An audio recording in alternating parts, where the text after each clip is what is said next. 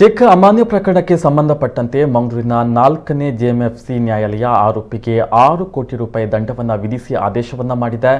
ಮಂಗಳೂರಿನ ಬಳ್ಳಾಲ್ಬಾಗ್ ನಿವಾಸಿ ಅನಿಲ್ ಹೆಗ್ಡೆ ಎಂಬವರಿಗೆ ಈ ದಂಡವನ್ನು ವಿಧಿಸಲಾಗಿದೆ.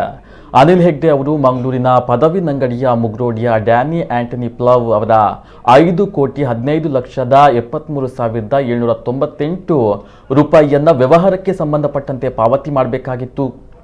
ಈ ಮೊತ್ತವನ್ನು ಡ್ಯಾನಿ ಅವರಿಗೆ ನೀಡಲು ಅನಿಲ್ ಹೆಗ್ಡೆ 3 ಕೋಟಿ ರೂಪಾಯಿ ಹಾಗೂ 2,15,73,978 ರೂಪಾಯಿ ಮೊತ್ತದ ಚೆಕ್ಗಳನ್ನು ನೀಡಿದ್ರು.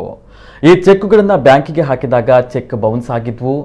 ಈ ಹಿನ್ನೆಲೆ ಡ್ಯಾನಿ ಅವರು ನ್ಯಾಯಾಲಯದಲ್ಲಿ ಖಾಸಗಿ ದೂರನ್ನು ದಾಖಲು ಮಾಡಿದ್ರು. ವಿಚಾರಣೆ ನಡೆಸಿದ ಜೆಎಂಎಫ್ಸಿ 4ನೇ ನ್ಯಾಯಾಲಯವು ಅನಿಲ್ ಹೆಗ್ಡೆಗೆ 6,08,57,000 ರೂಪಾಯಿ ದಂಡವನ್ನು ವಿಧಿಸಿದೆ. ದಂಡದ ಮೊತ್ತ ಪಾವತಿ ಮಾಡಲು ತಪ್ಪಿದರೆ ಆರೋಪಿಯು 2 ವರ್ಷಗಳ ಸಾದಾ ಸಜೆ ಅನುಭವಿಸಬೇಕೆಂದು ನ್ಯಾಯಾಲಯ ಆದೇಶವನ್ನ ಮಾಡಿದೆ. ದಂಡದ ಮೊತ್ತದಲ್ಲಿ 6,08,50,000 ರೂಪಾಯಿಗಳನ್ನು ದೂರುದಾರ ಡ್ಯಾನಿ ಅವರಿಗೆ ಹಾಗೂ 7,000 ರೂಪಾಯಿಯನ್ನ ನ್ಯಾಯಾಲಯದ ವೆಚ್ಚವಾಗಿ ಪಾವತಿ ಮಾಡಬೇಕೆಂದು ನ್ಯಾಯಾಲಯ ಆದೇಶವನ್ನ ಮಾಡಿದೆ. ದೂರುದಾರರ ಪರವಾಗಿ ನ್ಯಾಯವಾದಿ ಎಂಪಿ ಶೆಣೈ ವಾದವನ್ನ ಮಂಡಿಸಿದರು.